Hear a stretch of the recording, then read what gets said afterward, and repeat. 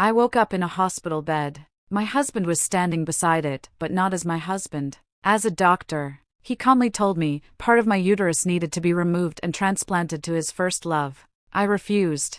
He signed the consent form for me. I resisted. He forged a psychiatric evaluation. My father was in the ICU, right in front of me. He ordered the ventilator turned off, saying it was the medically optimal solution. They thought I was someone who could be sacrificed, used, erased. What they didn't know is that I'd been recording everything since before I entered the operating room. Later, the police stormed into surgery and arrested him on the spot. The hospital collapsed in scandal. His career was wiped out. His precious first love turned on him and sent him to prison. And me? I stood on the stage of an international medical summit, wearing a red dress, and personally nailed his crimes to the wall for everyone to see. When I woke up, my abdomen felt like someone was twisting a knife inside me. Cold sweat had soaked through my hospital gown. My hair stuck to my face. I couldn't open my eyes, only heard the steady beeping of machines. The door opened. Footsteps. The rustle of a white coat.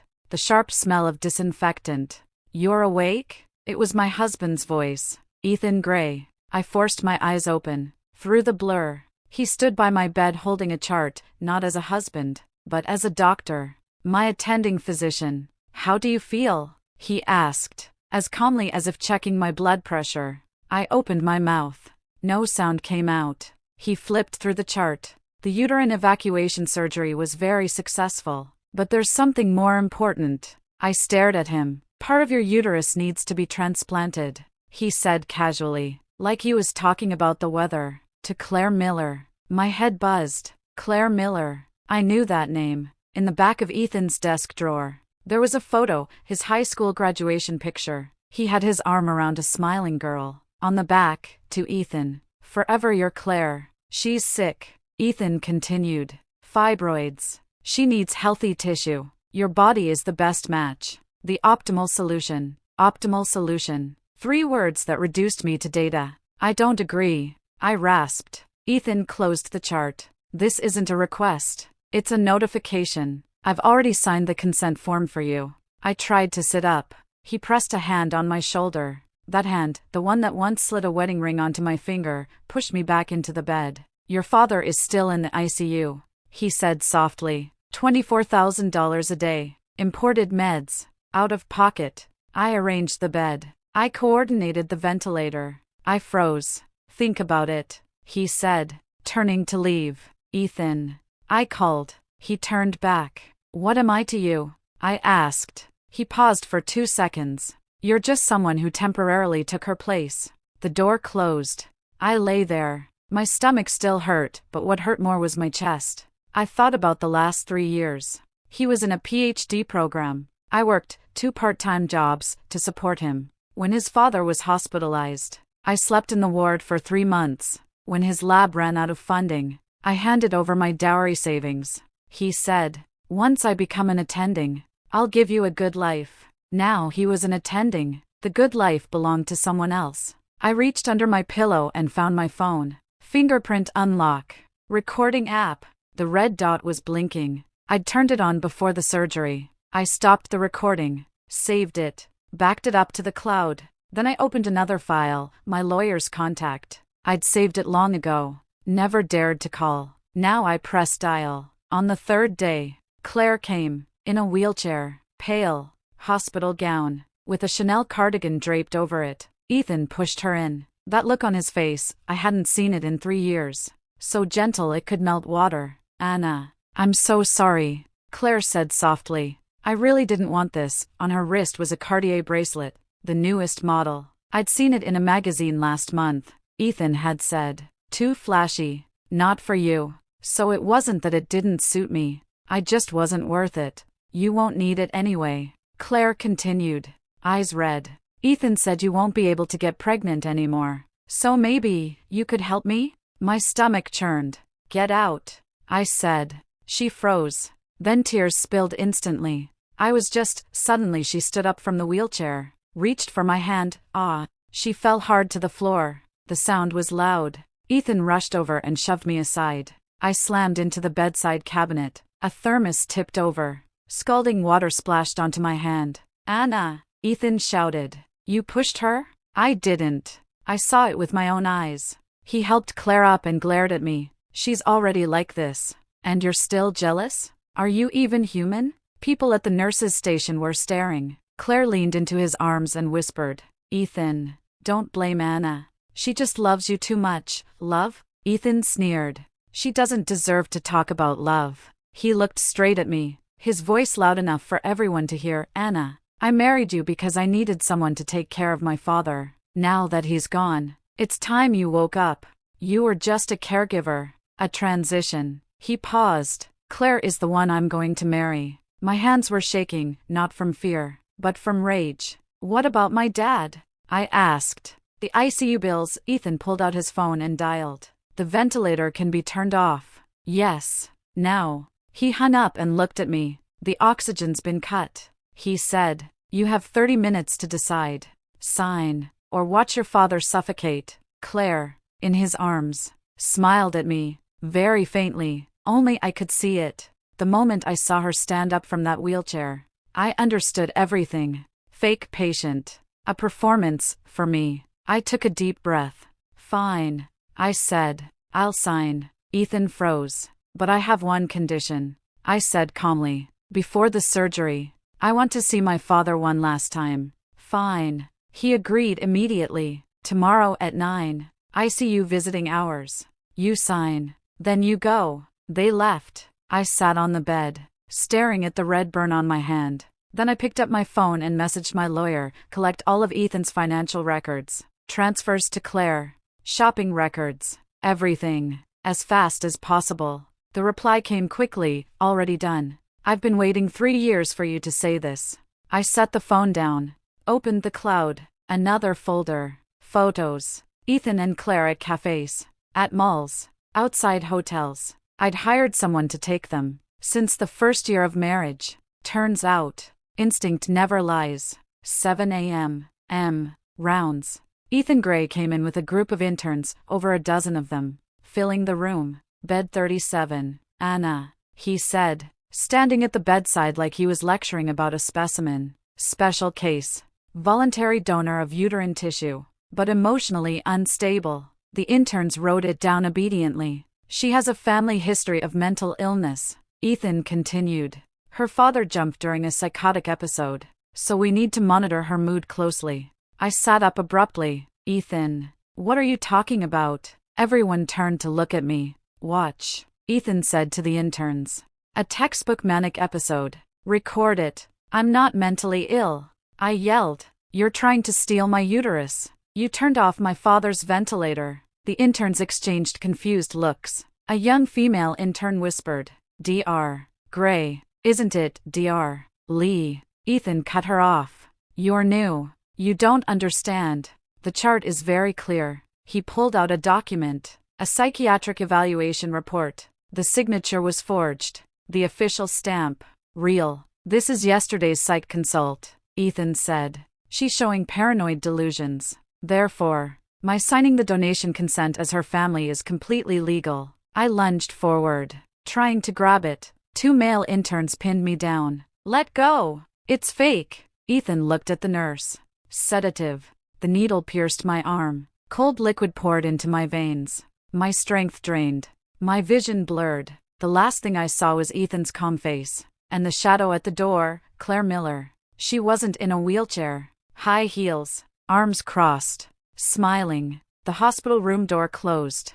I was pressed back onto the bed. Hearing Ethan's voice outside, everyone, understand this. Being a doctor isn't just about treating disease, you also have to deal with this, sigh. Dr. Gray has it tough. Someone murmured in agreement. Marrying a wife like that, the voices faded. The sedative hit. My eyelids grew heavy, but in my head, a voice shouted, don't sleep. I bit my tongue hard. The metallic taste of blood spread in my mouth. The pain kept me alert. I heard Claire's low voice outside. Ethan, do you think she'll make trouble? Relax, he said. No one believes what a mentally ill person says. Footsteps faded away. I lay still, counting my heartbeat. 1, 2. When the hallway was silent, I slowly slid to the edge of the bed, reached my phone, turned on video recording, aimed at the door. Then I lay back down, closing my eyes. Playing dead. 9 a.m. The nurse wheeled me into the ICU, for still in my hand, but I'd already removed the needle, hiding it under my hospital gown sleeve. The corridor was long, white lights overhead, one after another. At the ICU entrance, Ethan was waiting, holding the consent form. "Sign it," he said. I took the pen, hands shaking, signed my name, Anna. The last stroke dragged long. "Now we can go in," Ethan said, putting the form away. 10 minutes. He swiped the ICU door open. Inside, the smell of disinfectant was stronger. My father lay in the innermost bed, tubes sticking out of him, the ventilator working, rising and falling with each breath. I approached his bedside, eyes closed, thin to the point of deformity. "Dad," I whispered. His eyelashes twitched. He couldn't open his eyes. I held his hand, cold. "I'm sorry," I said. "Your daughter failed you." Tears fell, hitting the back of his hand. Suddenly, I heard voices outside. Through the glass, Ethan was speaking with another doctor. "Almost done, Dr. Gray. Isn't this terminal? No point wasting medical resources," Ethan said coldly. "Turn off the oxygen." My blood ran cold. I bolted. The door opened. Ethan and the other doctor stood there. "Ethan." I grabbed him. "What are you doing?" He shoved me aside. "Your father is brain dead. Further treatment is pointless." "You're lying. He just moved," Ethan said to the other doctor. "Go ahead." The doctor hesitated, then moved toward the bed. "No!" I tried to follow. Ethan grabbed me. "Anna, accept reality." I broke free and ran to the ICU door. Through the glass, I saw the doctor reach for my father's ventilator, pull it out. The monitor's heart rate dropped. A straight line. A long alarm blared. I crashed through the door. My father's chest no longer rose. His face turned gray rapidly. I grabbed the doctor. "Put it back! Put it back!" He shoved me away. Ethan walked in, grabbed me. "That's enough. Your father is dead." I looked at him. No expression. Beside him, Claire entered, standing at the doorway. "Anna," she said. "My condolences. Maybe this is karma." Karma. 2 words snapped something inside me. I didn't cry. I didn't scream. I let go of the doctor and stood up. "Fine," I said. "I agree to the surgery." "When?" Ethan paused. "Tomorrow morning. I want the best anesthesiologist." I said. "I will feel the pain otherwise, and it'll affect the surgery." "Fine. I want proper rest tonight. No one disturbs me." "Fine." I nodded, walked out of the ICU. 2 security guards waited at the door, probably to stop me from causing trouble. I didn't even look at them. Back in my room, I closed the door, sat on the bed. Then I took out my phone and called my lawyer. "My dad is dead." Ethan pulled the tubes. "I want him in prison." 2 seconds of silence. "Do you have proof?" "Yes," I said. "I recorded it." 8 a.m. The next day, I was wheeled into the operating room. Ceiling lights, harsh and white. Ethan already in scrubs, mask on, eyes the only thing visible. Those eyes now looked at me like I was meat. "Don't be afraid," he said. "It'll be over soon." "Afraid?" I looked at him. "Ethan Gray, you're finished." He froze. "What did you say?" I said. I spat out, word by word. "You are finished." Claire Miller's voice came from outside. "Ethan, are you done yet?" "I'm kind of nervous." "Almost," Ethan replied, glancing down at me. "Don't play games. Your father's body is still in the hospital. If you want him cremated quickly, behave." I didn't say a word. The scalpel touched my skin, cold. Then, bang! The operating room door was kicked open. A team of police rushed in. "Freeze!" The knife fell from Ethan's hand. "What are you doing?" "I'm in the middle of surgery." Dr. Gray, the lead officer, showed his badge. "You're under arrest for intentional homicide, medical fraud, and illegal organ trafficking. You are being taken into custody." "Nonsense. I didn't do anything." The police played a recording on their phone. My voice, Ethan's voice. "Your father is already brain dead. Turn off the oxygen. You're just someone temporarily in her place." Ethan's face drained of color. This can't be, and the officer continued. Claire Miller, you're also implicated in medical fraud and impersonating a patient. You're coming with us. Claire screamed from outside. It wasn't me. Ethan forced me. She tried to run. Agile as she was, she made it to the end of the hallway in a few steps. The police restrained her. Weren't you supposed to have fibroids? The officer sneered. Running pretty fast. Ethan stared at her, wide-eyed. Claire, your legs. I wasn't sick at all. She yelled, crying. You forced me into this transplant nonsense. And now look. It's all ruined. Because of you. Ethan was handcuffed. As he passed my bed, he glared at me. When did you? From the moment you first mentioned Claire. I sat up, ripping off the monitors from my body. Ethan, do you know the biggest mistake you ever made? He stared at me, thinking I was stupid. The police led him away. The or fell silent. One officer approached me. Ms. Lynn, do you need to be returned to your room? No. I said. I can walk myself. I got out of bed, legs weak, but I stood at the door. I looked back at the operating table. Then I walked out. In the corridor, the hospital director and several administrators hurried toward me. Ms. Lynn, this is a misunderstanding. I pulled out another document. The divorce agreement. Sign it. I said. Or the next headline will be your hospital's illegal organ trade. The director turned green. Ethan was suspended. But he didn't go straight to jail. He hired the best lawyers, trying to find loopholes. Too bad he didn't realize I was faster. 3 days after discharge, I filed for property preservation. When the court came to seize the house, Ethan was still in the detention center. The house was in my father's name, bought outright before marriage. Ethan had always tried to get me to add his name. I refused. Now the house was mine. Everything of his? Thrown out. Clothes, books, trophies, photos of him and Claire. I hired 2 people to dump it all by the neighborhood dumpster. The day Ethan was bailed out, the first place he went? Here. Seeing the mess, his face darkened. Anna, what do you mean? I mean you're gone, I said, standing in the doorway. This house was bought by my father. You didn't pay a cent. Now he's dead, and I'm the sole heir. I'm your husband. Not for long. I slammed the divorce agreement onto his face. Sign it. The house is mine. Bank accounts split 50-50, though you hardly have any left. Most went to Claire. Ethan gritted his teeth. You're trying to kill me? You started it, I said. And my father. He glared at me, then suddenly laughed. Anna, you think you've won? Let me tell you. I've been in the medical system for years. Connections everywhere. When the storm passes, I'll rise again. Oh, I said. Then good luck.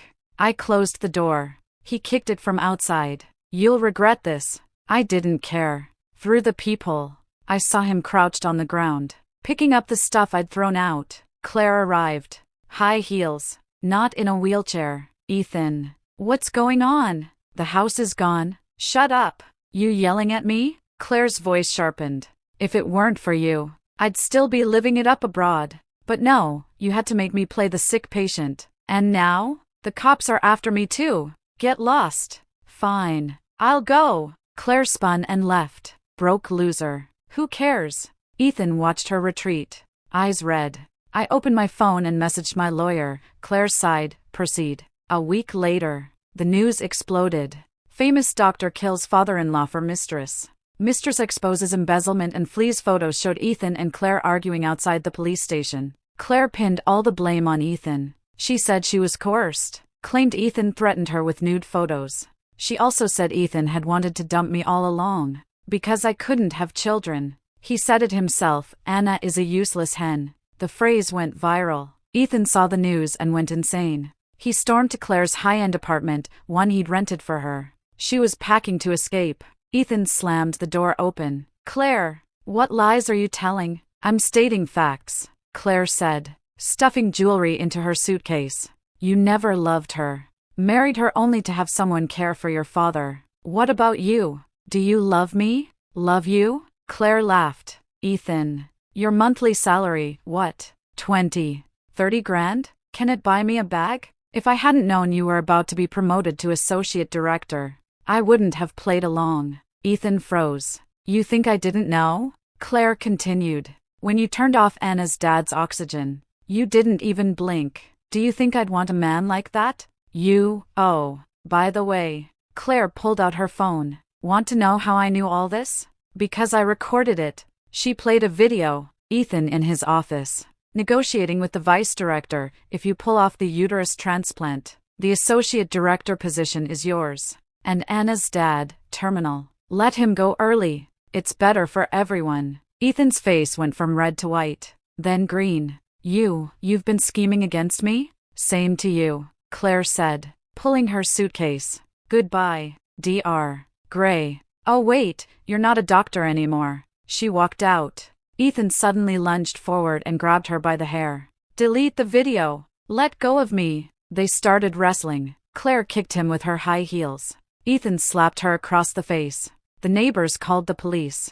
When the officers arrived, the two of them were still tearing at each other. Claire's nose was bleeding. Ethan's face was covered in scratch marks. Take them both in, an officer said, frowning. Claire was detained for blackmail and medical fraud. Ethan, charged with intentional assault, was locked up again. This time, no one bailed him out. 3 years later, International Medical Summit, Shanghai. I stood on the stage. Behind me, a massive screen displayed my resume. Anna Lynn, MD, PhD visiting scholar, Johns Hopkins Hospital leading expert in minimally invasive uterine reconstruction. The audience was packed. Camera shutters clicked non-stop. So, I concluded, looking at the crowd, the uterus is not merely a reproductive tool, it is a vital organ for women's health. Any act that deprives women of their organs in the name of medicine is a crime. Thunderous applause. QA session. A reporter stood up. Dr. Lynn, we've heard that 3 years ago, you personally experienced an illegal organ transplant case? The room went silent. I smiled. Yes. That's why I'm standing here today. Do you have anything you'd like to say to your ex-husband, Ethan Gray? The screen behind me suddenly changed. Street surveillance footage. A man in a worn-out padded jacket was rummaging through trash bins for food. It was Ethan. Greasy hair. Unshaven. Nothing like the confident Dr. Gray he once was. The audience erupted in murmurs. He now survives by scavenging. I said calmly. That was his own choice. Do you hate him? The reporter asked. I did. I replied evenly. But now, he's not worth my emotions. After the summit, I walked out of the venue wearing a red dress. More reporters crowded the entrance. Suddenly, a figure rushed forward. Thud. He dropped to his knees in front of me. Anna, I was wrong. Please forgive me. Save me. It was Ethan. He clutched my legs, crying uncontrollably. I'm sick. Kidney failure. I need a transplant. I have no money. No hospital will take me. Please, just for the sake of our marriage. Flashbulbs exploded. I looked down at him. Ethan, back then, you said my father was the optimal solution. He froze. Now it's your turn, I said, pulling my leg free. But sorry, you don't qualify. Security dragged him away. He was still shouting, Anna Lynn, you'll get what's coming to you. You'll, his voice faded. I got into the car. Back to the hotel. Dr. Lynn? The driver asked. Yes. As the car pulled away, I saw him in the rearview mirror, kneeling in the snow, like a dog. I looked away, opened my phone. Top trending headline, #AnnaLynn Red Dress Revenge. I tapped it. A photo of me at the summit, side by side with one from 3 years ago, lying in a hospital bed. Caption, she crawled out of hell and became a queen. I smiled, locked the phone. Outside the window, the snow fell harder, covering every filthy trace. 1 month later, Ethan was officially diagnosed with end-stage renal disease. He needed a kidney transplant, but he had no money, no insurance, and due to his medical crimes, hospitals refused to accept him. He lay on a broken bed in a cheap rental room, staring at the ceiling. His phone rang. An unfamiliar number. He answered. Is this Ethan Gray? I'm a reporter from Truth Weekly. We'd like to interview you about Dr. Anna Lynn. How much? He asked hoarsely. $5,000. Okay. The interview took place in a small diner the next day. Ethan cleaned himself up, but the desperation still showed. The reporter placed a recorder on the table. Mr. Gray, do you regret what you did? I do, Ethan said with his head lowered. I regret listening to Claire Miller, but Anna Lynn also bears some responsibility if she'd agreed to divorce earlier, so you believe this is Dr. Lynn's fault? She was too stubborn, Ethan said. A woman should be gentler. The video went online. The comments exploded. Still blaming others when he's about to die? This guy is beyond saving. Dr. Lynn, don't soften your heart. But some played the moral high ground. They were married once. She's so successful now. What's wrong with helping him? Exactly. Doctors should be compassionate. It's just one kidney. She won't die. These comments were boosted to the top. Ethan saw hope. He registered a social media account and posted a long letter. I'm sorry, Anna Lynn, but I want to live. He wrote about his suffering, about his regret, about begging Anna to save his life for old time's sake. He tagged me. I saw it. I didn't respond. My lawyer did, Mr. Gray. Under the law, organ donation must be voluntary. Any form of moral coercion may constitute harassment. Please mind your conduct. Ethan didn't stop. He started live streaming, dialysis sessions, vomiting blood, kneeling and begging. Anna, please, give me a kidney. I'll repay you with my life. Hundreds of thousands watched. Public opinion split. Half said he deserved it. Half urged me to be kind. On the third day, I posted, press conference tomorrow at 3 p.m. I will address everything. The press conference was packed. I stepped onto the stage. First, I said, please play this video. The screen lit up. Police interrogation footage. Claire Miller sat in the room, confessing Ethan planned it long ago. He'd been eyeing Anna's father's insurance payout for years.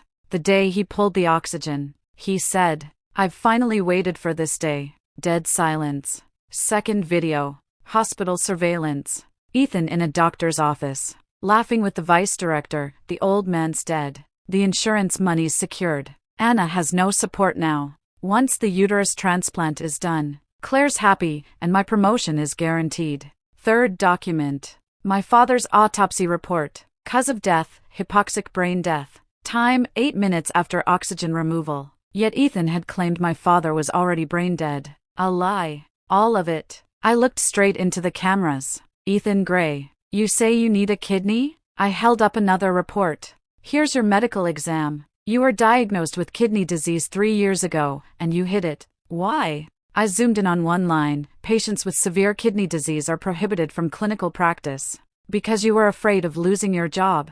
I said. So you concealed it, until you couldn't anymore. And now you're trying to morally blackmail me. But you forgot one thing. I stared into the lens. Every word clear. A man who once used medical knowledge to kill does not deserve any donation. Because medicine exists to save lives, not to commit crimes. The room was utterly silent. Then, applause erupted. Ethan was watching the live stream in his rundown apartment. Suddenly, he clutched his chest, coughing up blood, collapsed. By the time the landlord found him, he was unconscious. Rushed to the hospital. Emergency treatment. The doctor said, condition has worsened. Without a kidney transplant, you have at most 3 months. When Ethan woke, the first words out of his mouth were, Anna, did she agree? The nurse's reply was cold, no. He closed his eyes. Ethan tried to send word, wanting to see me one last time. I agreed. The location, hospital basement,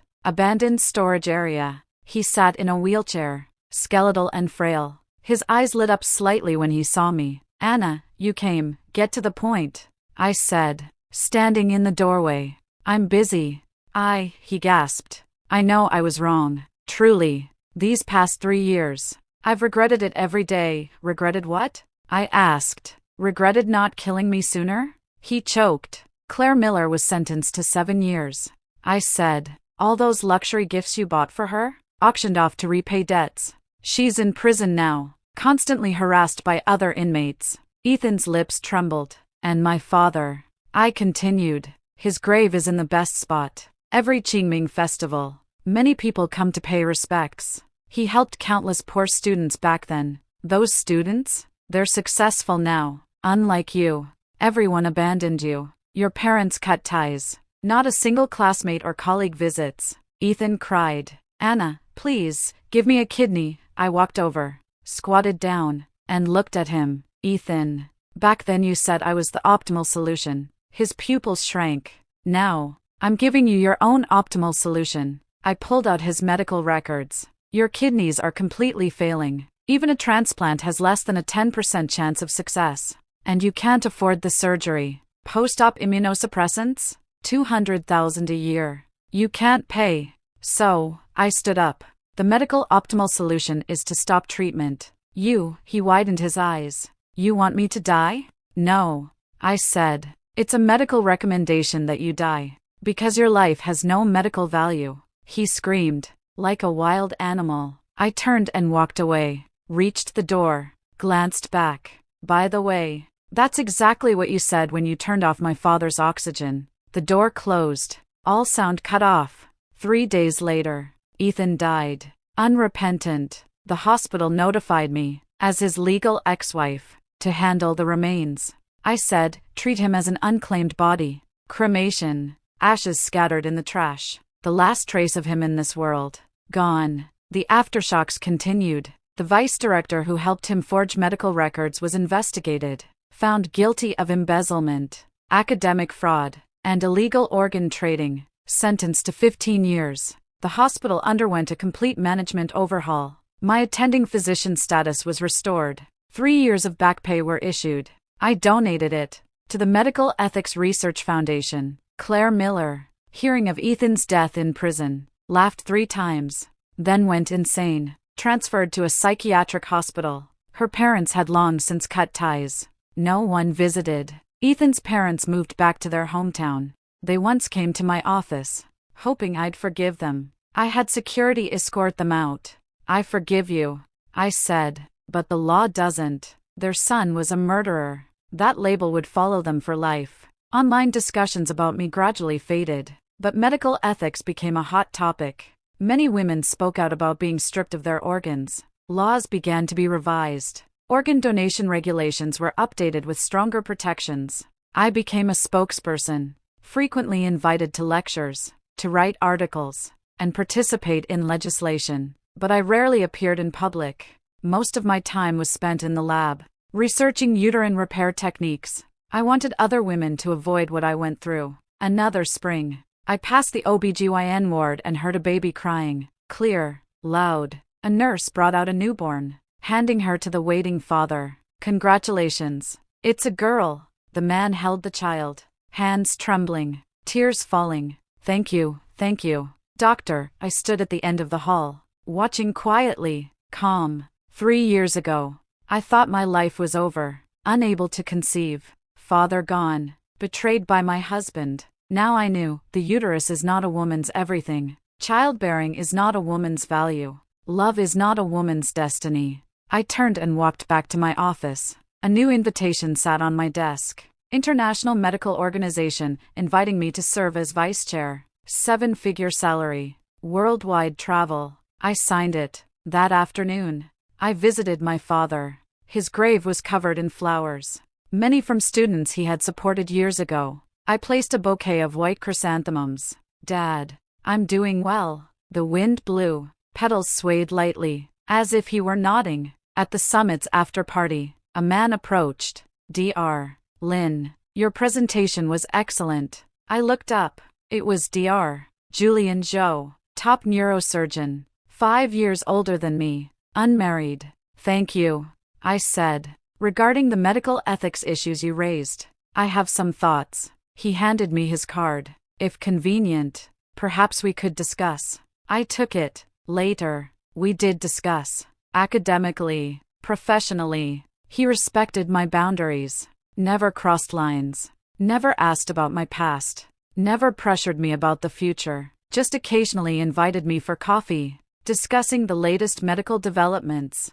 Once, my lab ran into problems. He arrived at 2 a.m. to help troubleshoot equipment. Why help me? I asked. Because your research matters, he said. Nothing more. I smiled. This was healthy affection, not reliant on sacrifice, not reliant on patience, not reliant on forgiveness, relying on mutual respect. 3 years later, I stood in my lab, 20-member team, all women. We had just solved the problem of uterine transplant rejection. News cameras were rolling. I wore a white coat. Eyes steady. Dr. Lynn, do you have any regrets? The reporter asked.